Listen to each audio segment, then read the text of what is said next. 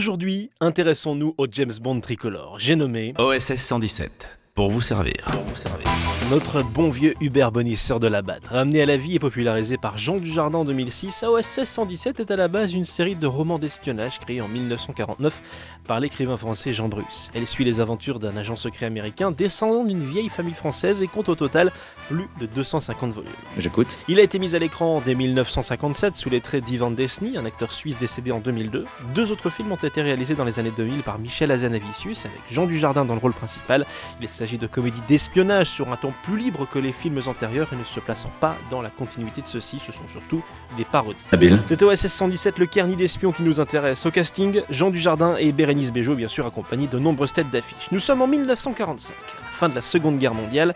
Hubert Bonisseur de la Batte et Jack Jefferson, deux agents des forces françaises libres, effectuent une mission pour les Alliés où ils parviennent à détourner un avion allemand et à dérober les plans du V2, l'arme absolue de l'Allemagne nazie.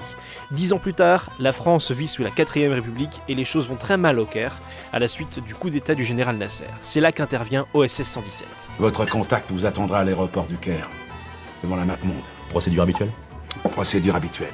Bon, si on devait résumer le film en quelques mots, voilà le pitch. En 55, le Caire est un véritable nid d'espions, tout le monde se méfie de tout le monde, anglais, français, soviétiques, la famille du roi déchu Farouk qui veut retrouver son trône, les aigles de Khéops, secte religieuse qui veut prendre le pouvoir, bref, un vrai bordel. Le président de la République française, Monsieur René Coty, envoie son arme maîtresse mettre de l'ordre dans cette pétaudière au bord du chaos. Hubert Bonisseur de la Batte dit OSS 117. Nous avons besoin de vous sur place. D'un expert, un spécialiste du monde arabo-musulman. Arabo-musulman. Profitez-en pour me calmer tout ce petit monde, hein? Américains, soviétiques, anglais. Conforter les positions de la France, instaurer la paix en Égypte. Bien sûr. Enfin, sécuriser le Proche-Orient. Pas de problème. Le film rend hommage aux années 50-60 et enchaîne les clichés. Par exemple, la maquette qui a servi pour simuler le vol de l'avion de la première scène est intentionnellement réalisée à la manière des anciens films, c'est-à-dire au moyen de trucages simplistes et facilement reconnaissables. Le film contient beaucoup de stock shots, ce sont des images d'époque réutilisées pour encore plus facilement transporter le spectateur dans les années 50. Histoire un peu triste, Claude Brossé, qui incarne les chefs des services secrets, devait faire partie de la distribution d'OSS 117. Rio ne répond plus, mais il est décédé entre les deux films, il fut remplacé par Pierre Bellemare. Tiens, en parlant du 2 justement, Rio ne répond plus, je vous invite à le voir également. Nous sommes en 1965, OSS 117 est chargé de négocier avec d'anciens nazis installés au Brésil, il doit faire équipe avec le Mossad. Le Mossad, les services secrets israéliens. Dame, rechercher un nazi avec des juifs. Quelle drôle d'idée. C'est dans cet opus qu'il est frappant de voir qu'OSS 117 est dans les clichés, notamment sur les dictatures. Une dictature, c'est quand les gens sont communistes. Déjà, ils ont froid, avec des chapeaux gris et des chaussures à fermeture éclair. C'est ça, une dictature, Dolores. D'accord.